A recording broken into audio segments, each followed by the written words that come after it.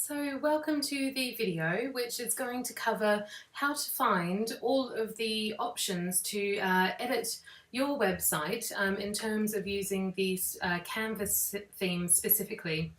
So the Canvas theme from Woo Themes is one of the most flexible that I've found. It gives you an awful lot of control over your look and feel, so you can really easily change the fonts and the colours and all that kind of stuff from one central area within your admin panel. So that's the area we're going to be having a look at in this video. So I am logged into my WordPress administration panel. As you can see, this is my dashboard.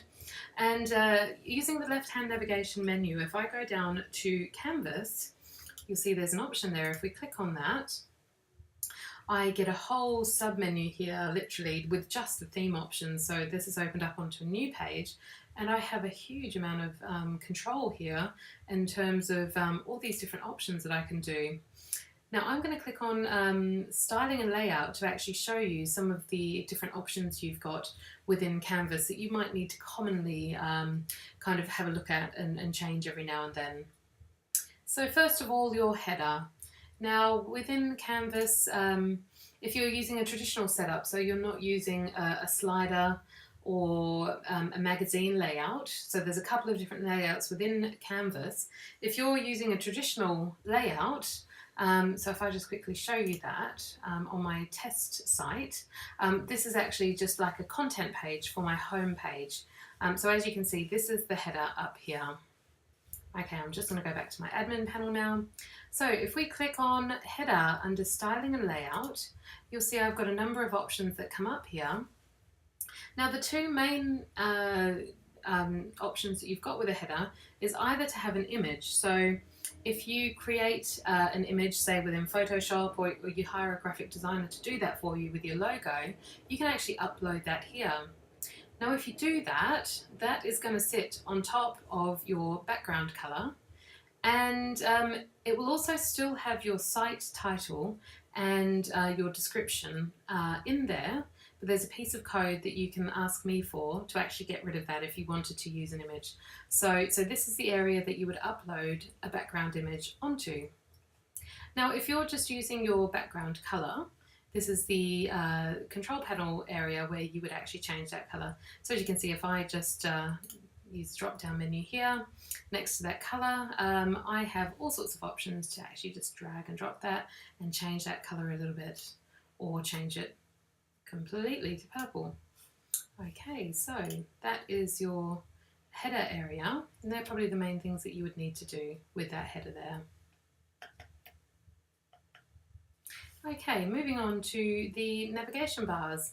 So the navigation areas that you have I described in another video, you definitely will have the primary navigation area, because this is a default area where you've got all your drop-down menus on your site, but you may also have a top navigation bar as well. So the primary navigation area is where you can change the background colour to match your header for your menu. You can change the font style in here that your menu items appear in. You can change the colour of that font. You can change what the colour of the text is when you hover over it. You can change the colour of the background when you hover over it. So as you can see, there's just a huge amount of control here in terms of what you can do. You can add in borders, dividers, etc, etc. So I'd really encourage you to just have a little play. If you're not really happy with your navigation bar the way it is, you can't do a lot wrong. You know, just take a copy of, you know, all the colours that you've already got in here, and then just play around to your heart's content until you're happy with it. So as I say, you really can't do a lot wrong there. Okay, so on the posts and pages area, this is where you have some control over what your fonts are going to be that are actually appearing on those pages. So as you can see, we can change the title of the pages, we can change the font for the metadata. So that's you know, categories and tags, you know, where they're listed on a page underneath the title. That's the font style you can change there. You can change the text on the pages. You can change the background colour of your author box. So lots and lots of different controls that you have in this page for changing the posts and the pages. So take a look at that as well. Okay, now the archives page, this sits under your blog area most likely. This is the page where it will show your last 30 posts, so your last 30 blog posts. And for some reason it's not actually controlled from the posts and pages area. I don't know why. If you want to change this page, you actually have to come into the archives area, and as you can see, you can change the font and the color, and you can change the borders at the bottom, etc, etc. So again, have another play and see what you get to with that. Okay, widgets. These are the little things that appear in your sidebar and also on your footer. So if you wanted to change, for instance, your mailing list opt-in and you weren't happy with the title and the color on your widgets, this is the area that you would change that. So as you can see, again, you've got a lot of control. You can put borders around your widgets. You can change the actual text that appears underneath the title. You can change the background colors. You can change the tabs if you've got a tabular one. So it really depends on exactly which widgets you're using there. Now, just to say that all the widgets are linked, so if you want to change one in isolation, without custom coding you can't do that. So if you change one widget, you're changing them all. Okay, your footer area is the area down the very bottom underneath your bottom widgets, and that is basically the area where it says your site title and also that your website is powered by WordPress. So you can change the background color of the footer here if you wanted to. On the miscellaneous typography page here, we have access to change the general text that actually appears on every page and every blog post.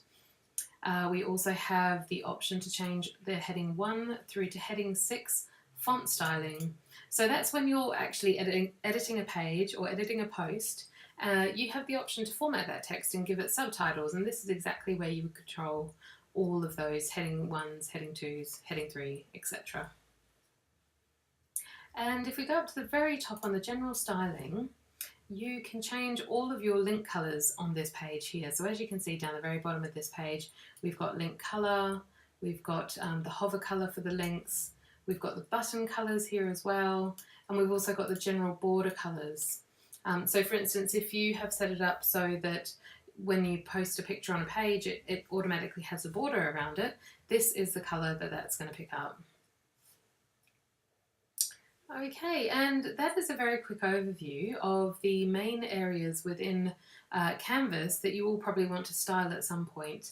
I'd really highly recommend just having a play that, as I say, you can't do a lot wrong. Just do it step by step and be aware of what you're changing, and just simply go back and undo it if you do something you don't like. Okay, so I hope this has been helpful. Please feel free to send any comments you may have to mail@kerrywilliams.net. and I will be happy to answer your emails. Thank you.